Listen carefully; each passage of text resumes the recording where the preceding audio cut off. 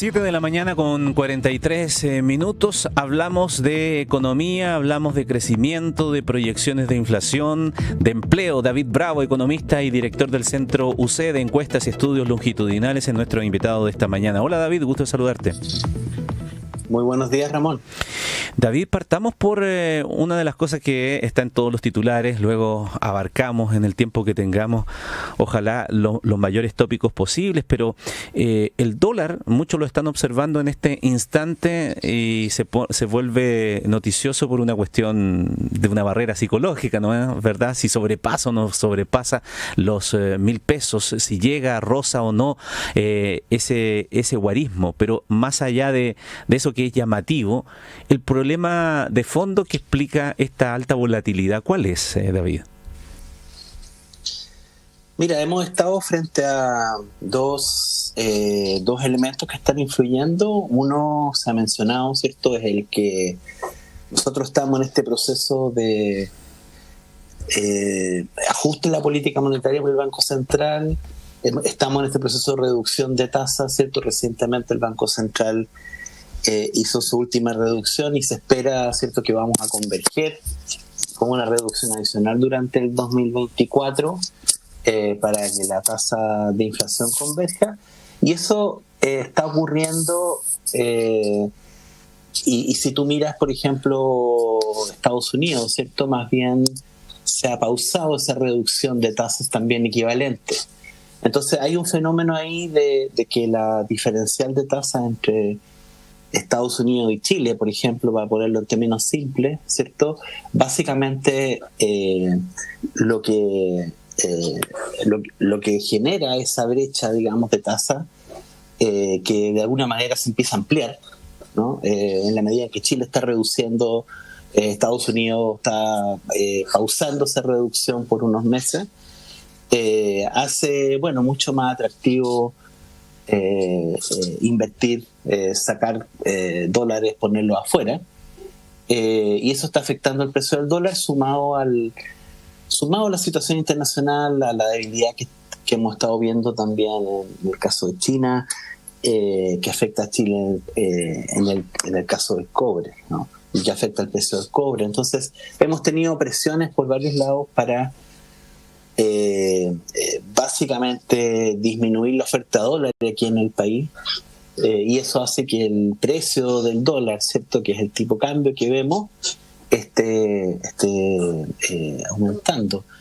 Entonces tenemos una cuestión coyuntural que está afectando, y va a seguir habiendo algo de ruido, yo me imagino, porque van a haber noticias afuera, ¿cierto?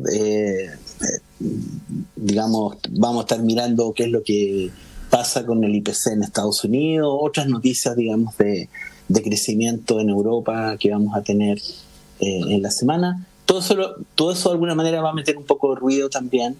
Así que vamos a ver variar el tipo de cambio. Y por supuesto que en Chile esto lo miramos, digamos, ¿cierto?, en particular en este periodo, el tema de la barrera psicológica. Yo creo que cuando uno mira las expectativas, el Banco Central reportó las expectativas de los agentes económicos que básicamente entrevista regularmente. Ninguno de ellos está mirando un dólar a 1.000 pesos en los próximos meses, ¿eh?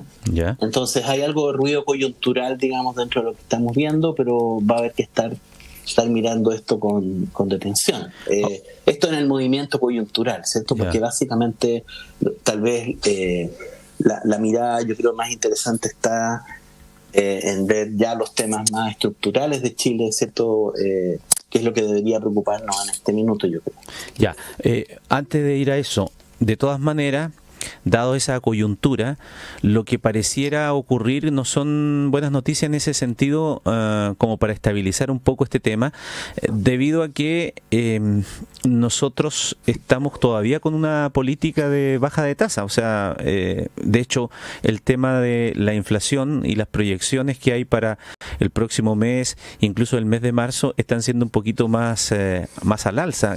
¿Crees tú que lo que tiene que hacer el Banco Central, pese a las externalidades que provocan también esa medida, como la que estamos conversando, sea seguir con su política de bajar las tasas en nuestro país? Yo creo que eso va a seguir de todas maneras, ¿cierto? Hay que pensar que hoy día la tasa de interés de política monetaria es de 7,25%. A mediados del 2023 era de 11,25%, ¿cierto? Y lo que está, creo, más o menos claro es que va a tener que seguir bajando durante el 2024. La cuestión no es exactamente cuándo, el ritmo y todo eso. Entonces no es un tema de si va a bajar o no. El ritmo en el cual esta tiene que bajar es lo que de alguna manera hay discusión incluso dentro del Consejo del Banco Central y dentro de los expertos macroeconomistas que han estado opinando, ¿no? Y por supuesto, este es el tipo de elemento que puede hacer que haya cierto cambio en el timing exacto, pero de la tendencia no me cabe duda que vamos a ver baja todavía sustantiva, ¿cierto? Cerca de otros 3 puntos de aquí a fines del 2024. David, el mes pasado la inflación registró un aumento de 0,7% y fue mucho más alto de lo que se esperaba en el mercado. Muchas explicaciones respecto de aquello para ese crecimiento coyuntural y puntual se dio respecto del cambio y la implementación de la nueva canasta básica y las repercusiones que tenían, ¿no? Productos que entraban, que salían, que tenían otra ponderación y que explicaría en cierta forma aquello de enero. ¿A ti te parece una explicación correcta respecto a la incidencia que tuvo eso, o hay que mirarlo un poquito más en los próximos meses, febrero y marzo, para tener una claridad de que no es una cuestión solamente coyuntural, sino que puede haber allí una resistencia en esa pelea que tenemos con la inflación?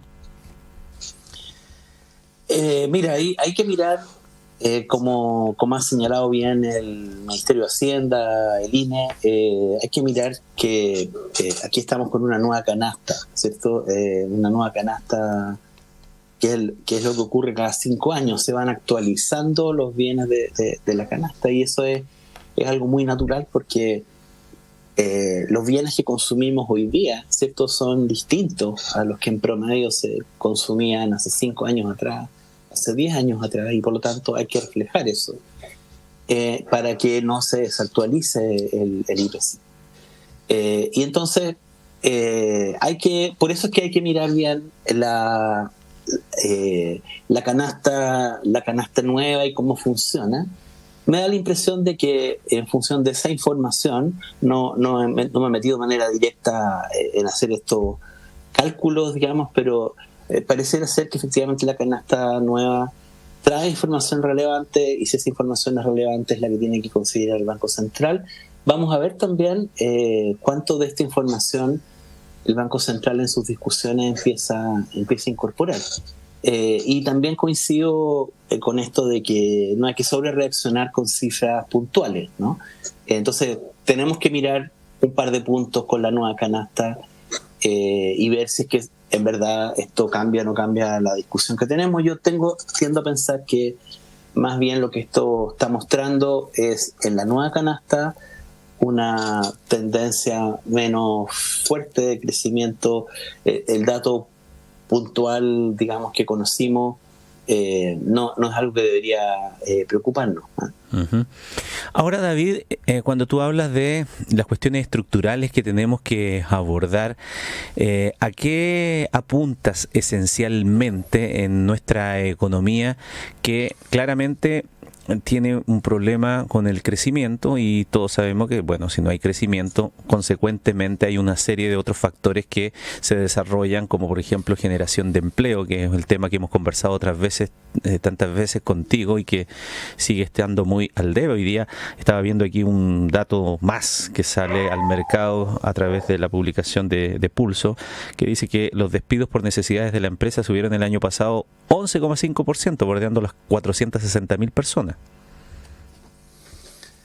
Claro, dentro de los temas, como he llamado, mirar algo un poquito más estructural, porque, por ejemplo, si tú miras la discusión que se da día a día, en estos días hemos estado básicamente haciendo el contraste, por ejemplo, entre qué es lo que espera de crecimiento el gobierno, ¿cierto? El gobierno habló de una tasa de crecimiento para 2024 mucho más optimista que la que en general el Banco Central o la mayor parte de los analistas estaba considerando. En el informe de finanzas públicas, el gobierno está hablando de un 2,5% de crecimiento, ¿cierto? Versus algo que es 2% o menos. Pero mira, incluso esa discusión, que es bien relevante, porque obviamente que nos va a afectar, que es la foto del 2024 que vamos a tener, incluso esa discusión es menor si tú tomas en cuenta lo siguiente, ¿cierto? Que toma el periodo, por ejemplo, 2013 al preestallido, tomemos el preestallido, ¿cierto? Cuando tomas eso en cuenta, la tasa de crecimiento promedio que tuvimos anualizada, ¿cierto? En ese periodo fue 2,2%. Ese 2,2% ya nos dice algo, ¿cierto? En particular cuando la miramos con respecto a las décadas anteriores, ¿cierto? La década anterior, digamos que fue un crecimiento equivalente, pero fue de 4,8%. O sea, antes de la pandemia, parémonos justo antes de la pandemia y antes del estallido social, la foto de los 10 años, digamos, era clara, ¿cierto? O sea, teníamos una tasa de crecimiento baja, 2,2% promedio. Miremos la discusión coyuntural actual, si tiene razón el gobierno, ¿cierto?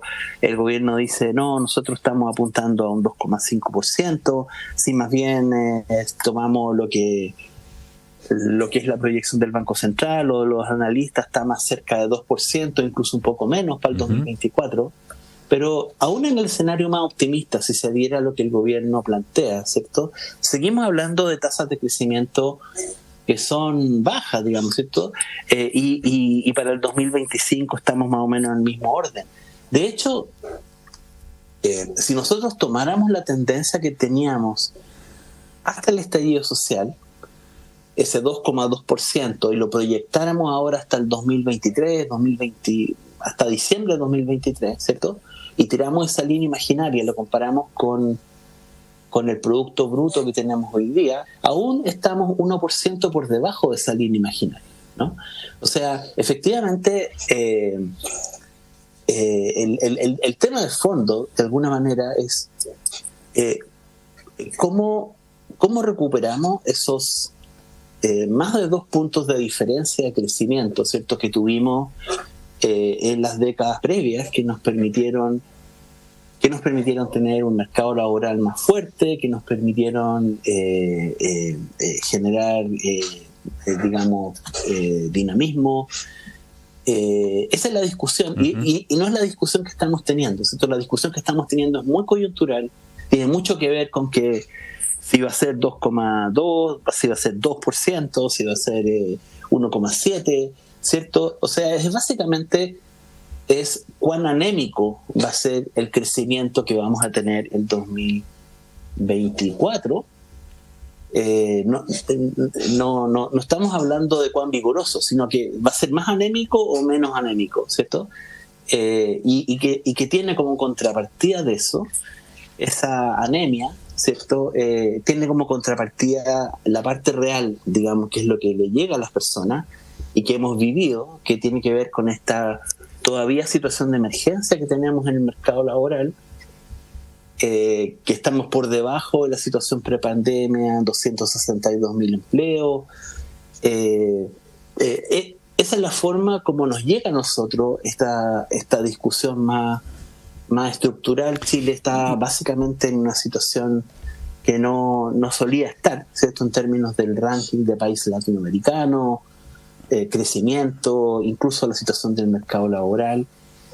Y lamentablemente, mientras más tiempo pasamos discutiendo la coyuntura, las pocas décimas de diferencia, cifras de esta naturaleza, perdemos tiempo de discutir, yo creo, como las decisiones relevantes que habría que tomar, ¿cierto? Para tener un crecimiento más vigoroso. Esa es como la preocupación también, David, incluso en términos del mercado laboral, ¿no? Pero, por ejemplo, por mucho rato se señaló que el debate abierto sobre la nueva Constitución lo que hacía era retrasar todo esto, las expectativas de los inversionistas, etcétera, etcétera, ¿no? Y mientras no se cerrara eso, entonces era difícil que pudiese darse una estabilidad en ese sentido de las reglas del juego de aquí para adelante.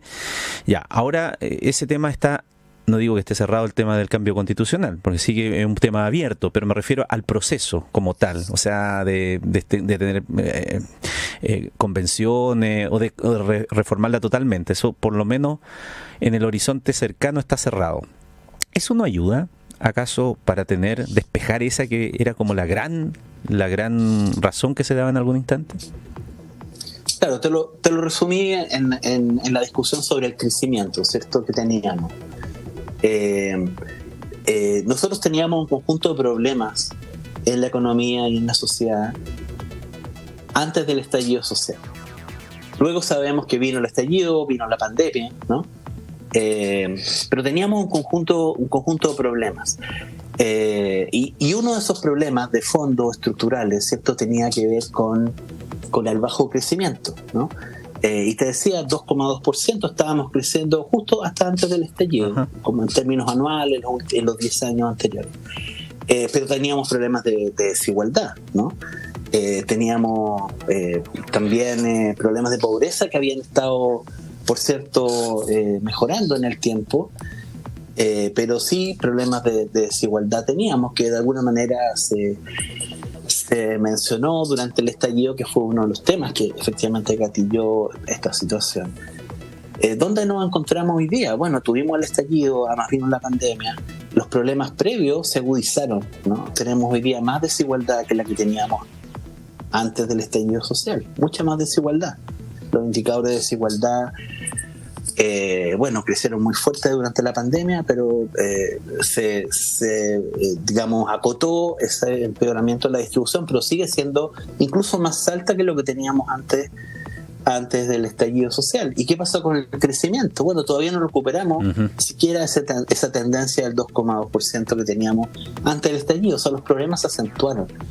Los temas que tú mencionabas respecto de la incertidumbre política y todo eso que se generó a partir del estallido, cambio de constitución, por supuesto que nos determinan bastante cuál es la confianza que tienen los inversionistas nacionales y extranjeros en el caso de Chile, ¿cierto?, como para poder crecer. Pero no hemos tenido mucho tiempo para efectivamente generar esa confianza. Y eso lo estamos viendo también en las mismas discusiones de políticas públicas que hemos estado teniendo en los últimos meses.